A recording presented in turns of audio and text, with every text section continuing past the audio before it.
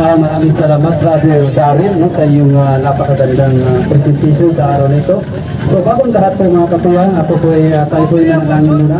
In the name of the Father, of the Son, of the Holy Spirit, Amen. Angel of God, my guardian angel, so that God puts me here. Have a stay by my side to the God, so guide him. My guardian angel, protect me from harm, body and soul.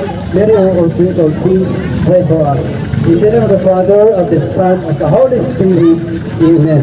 So, ang topic ko for today is about Holy Eucharist. No? So, maraming ating mga kababayan o mga binyagang Kristiyano na talagang hindi lubos na kaunawa sa banal na Eucharistia. So, mga kapuya, si ate, si Lula, si Inday, no? So, talagang busy-busy sa araw ng Monday to Friday. No? Si Lulo at si Kuya, busy-busy sa araw ng Monday to Friday. Si Nanay, hindi nakikita ang labahan sa kanyang Monday to Friday. Pagdating ng linggo, ang labahan ay kitang-kita ni Nanay. Kaya tuloy ang banal na Eucharistia, ang pamayari ng sanlibutan ay kinalimutan na pinagpalit na sa labahan. Mga kapuya, sa araw na ito, ipahayag natin ano ba ang kahalagahan ng banal na Eucharistia. No? So maraming mga binyagang Kristiyano na talagang tatlong klaseng mga Katoliko. Sa araw na ito, ipupunyag natin. Una, ano ba yung nominal Catholic? Nominal Catholic means ay binyagang Kristiyano lamang. Makikita lamang ito sa araw ng Undas. Makikita lamang ito sa araw ng Pasko.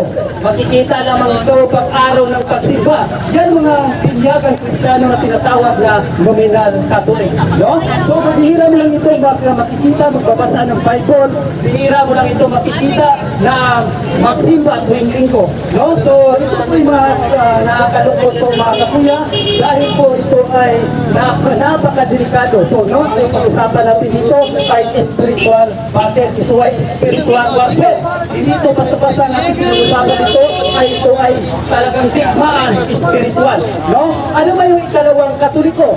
Ang ikalawang Katoliko ay tinatawag na Kapiterya Katolik. Ano yung Kapiterya Katolik? Ito yung mga binyagang Kristiyano na inaral tuloy at umalis sa simbahang Katolika at inaral tuloy ang tatag lamang ng isang tao. Kaya ang nangyayari, ang mga Kapiterya Katolik na ito ay pinatikos ang ating inang simbahan, ang doktrina ng ating simbahan at tatag ng ating Panginoong Jesucristo. Kaya delikado at mga ganitong klaseng mga Katoliko po mga kapuya. So may mababasa ba tayo sa Biblia na ang mga ganitong klaseng mga tao ay delikado? Ayon po sa Oseas 4:6, my people are destroyed for lack of knowledge. Kaya delikado po pala mga kapuya kapag wala po tayong background sa ating tunay na pananampalataya na tatag ng ating Panginoong Hesus. Tandaan natin, ang simbahan ay siyang saligan at suhay ng katotohanan. Saan mababasa? 1 Timothy 3:15. Ang simbahan ay siyang saligan at suhay ng katotohanan. Kaya kapag wala po tayong obedience, walang pagsunod sa tunay na aral ng ating simbahan, kaya maging Martin Luther po tayo mga kapuya. Tandaan po natin, ang banal na Eucharistia ay siyang pagkain, nagbibigay buhay sa ating lahat po mga kapuya. Kaya, my friends, no, sa araw na ito, na talagang si nanay, si tatay, ipinagpalit ang labahan Monday to Friday, hindi nakikita yung labahan. No? Si kuya, si ate, pinagpalit ang maglaro o magsilpo na lamang. So pagdating ng linggo, kinalimutan na ang may-ari ng sanlibutan. Mga kakuya, gaano ba kahalaga itong ating paulit-ulit natin sinasabi dito? Gaano ba kahalaga itong ating banal na Eucharistia? Maraming mga binyagang Kristiyano na hilubos na kunawa. So ano bang ibig sabihin ng Eucharistia? Ito ba ay simbolo lamang? Ito ba ay literal na si Kristo at Diyos na mismo ating matatanggap dyan sa banal na Eucharistia? Mga kapatid ko sa ating pananampalatayang Kristiyano, tandaan po natin ang kakulangan sa kaalaman sa doktrina ng simbahan ayon sa Oseas 4:6, my people are destroyed for lack of knowledge. Kaya ang mga tao ngayon, linunag tayo ng demonyo na makapundo ang lahat ng ating mga ginagawa. Pagkos na magturo tayo sa ating mga anak ng basic catechism. Bakit na hindi natin nagawa? Dahil si nanay, si tatay, dahil sa trabaho, pinagpalit ang banal na Eucharistia. no? So, talagang sa araw na ito, papatunayan na gaano ba kahalagahan ng ating pagdiriwang na banal na Eucharistia. Ito ay sapagkat ito ay talagang nakakatakot po talaga. Ano po yung mga pangatlong Katoliko? Ang ikatlong Katoliko, ito yung example ngayon, ang evangelize kami sa inyo, sa harapan nyo ngayon. Ito ay tinatawag na practicing Catholic. No? Ang ikatlo, ito ay tinatawag na practicing Catholic. Ano ba yung practicing Catholic? No? Practicing Catholic, magsimba, no? Magbasa ng mga katekism, at higit sa lahat, no? At talagang alamin ang turo ng ating inang simbahan. Kaya marami mga Kristiyano ngayon na talagang dominant Katolik at Kapiterya Katolik. No? Napakadelikado kapag ganito ang ating uri o pamumuhay sa ating buhay. So ang labanan natin ngayon dito ay spiritual warfare. No? Labanan ng talagang labanan to ng spiritual warfare po ang ating labanan dito. Hindi tao ating kalaban, hindi kung sino-sino ang kalaban, hindi si Tito ating kalaban, hindi si Nanay ating kalaban. Sino ang tunay na kalaban? Ang tunay nating kalaban ay ang mga fallen angel. Kaya nga, ang natawag bagkos na magsimba tuwing linggo ay pinagpalit sa labahan. Kawawa ang mga ganitong tao, no? So talagang pagdating tuloy ng linggo, bakit nakikita mas maraming labahan pagdating ng linggo? No? So pinagpalit na ang may-ari ng sanlibutan sa labahan. Ako po, delikado po ang mga ganitong style ng pamumuhay ng ating mga pinyagang Kristiyano po mga kapuyan, no? So talagang napakadelikado po talaga. So dito, ating babasahin na itong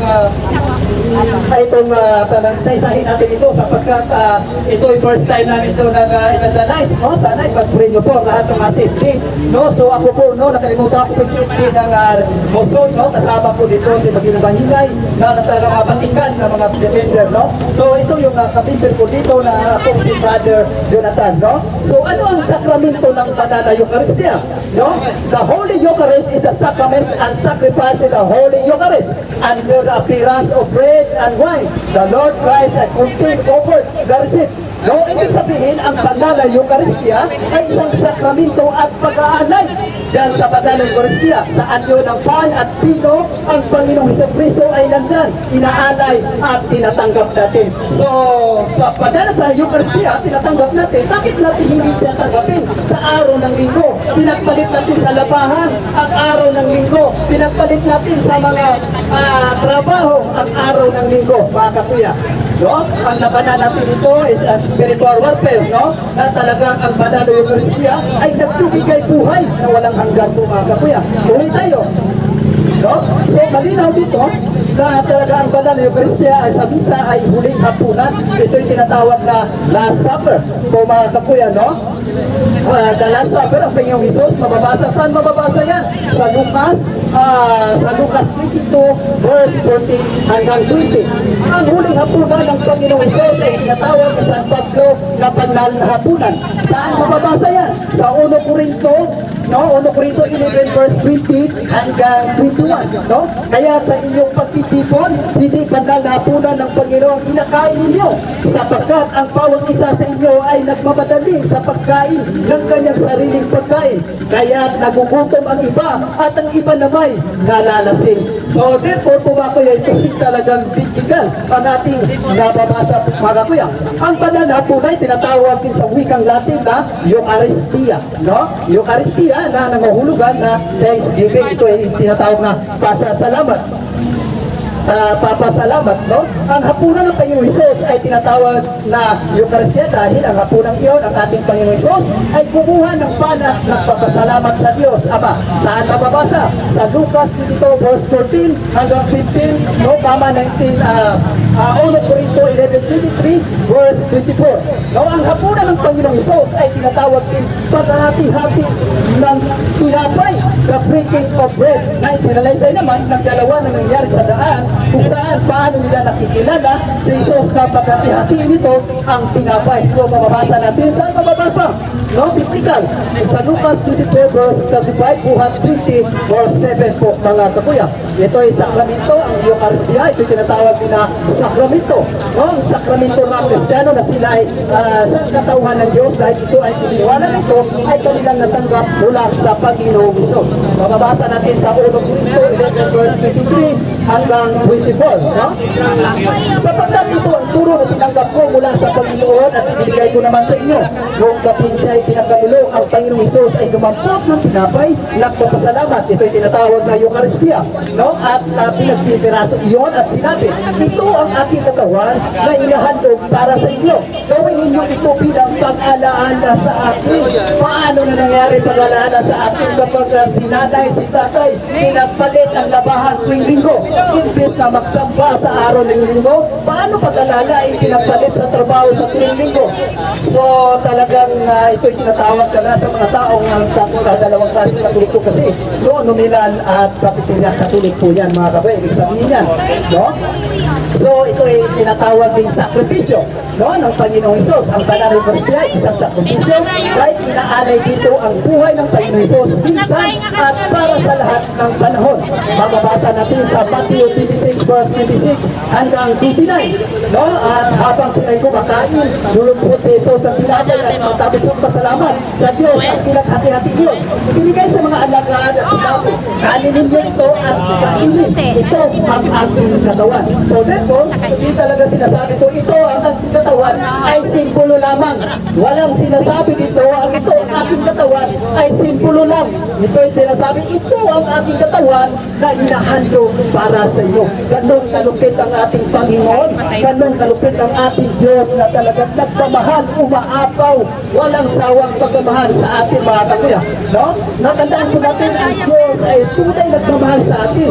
Iwan natin ang tao, hindi natin masabi kung siya ba ay tunay nagmamahal sa Diyos. Tandaan po natin palagi, ang Diyos ang tunay na nagmamahal sa tao na sanlibutan ito. No? At sa 29, sinasabi ko sa inyo, hindi na ako inom itong katas ng ubas hanggang sa araw na inumin kong panibago na kasalo ninyo sa kaharian ng aking Ama. Saan mababasa? Mababasa rin sa Lucas 22 verse 19 hanggang 20. No? So sa ikalawang paghahati ng Panginoong Hesus na tinapay, pagkatapos mabuhay muli ang Panginoong Hesus ng pinapiraso na naman na siya ng tinapay. Mababasa sa Lucas 24 verse 30 hanggang 31 at 35. Nang siya ay kasalo na nila sa pagkain, lumambot siya ng tinapay at nagpasasalamat sa Diyos. Diyos, no? Pagkatapos pinaso niyon at binigay sa kanila, no, napuksan ang kanilang mga mata at kanila sa Jesus at subalit sa biglang nawala sa kanilang paningin po mga kaboy. So therefore, ang banal na Eucharistia ay mahalagang, ito ay talagang sakramento katatag ng ating Panginoong Hesus. Hindi lang ito pagkain talaga, ito'y pagkain nagbibigay buhay sa ating kaluluwa. Hindi lang physical, kundi ating kaluluwa. Kaya sino may sakit dito, sino may karamdaman dito, receive the body of Christ. No? Receive the body of Christ. Tandaan po natin mga kuya, ang turo na ating simbahan, hindi man kagalingan sa ating physical, hindi kagalingan man sa ating bonus na lamang yan. Ang tunay na kagalingan at tinuturo ng ating simbahan ay kagalingan ng ating espiritu. No? Sapagkat ang espiritu ay nagkasala, saan mapupunta? Walang iba kundi sa dagat-dagatang apoy. Yan ang malaking talagang pagsikapan natin mga kuya, itong ating espiritu na talagang pagkos na talagang atin itong namnamin, no? Atin itong talagang na dapat tayong mainlap sa Eucharistia. Sapagkat si Kristo ang ating matatanggap na, hindi basta-basta. Hindi niya sinabi, ako ang tinapay, simpulo lamang ito ha? Simpulo lamang ito. Hindi niya sinabi yan. Sapagkat sinabi niya, ako ang tinapay, ang nagbibigay buhay sa sanlibutan. Kaya nga si ate, si kuya, sa tuwing linggo pinagpalit ang labahan. Si ate pinagpalit sa laro-laro lamang ng mga laro-laruan. Si kuya pinagpalit sa computer sa araw ng linggo. No? Kaya ano nangyayari? Nagkalit-silitsi ang buhay. Kaya nga mga kakuya, kapag walang Kristo sa ating tahanan, lalo na ang tatay na siyang may high authority sa kanyang tahanan, no?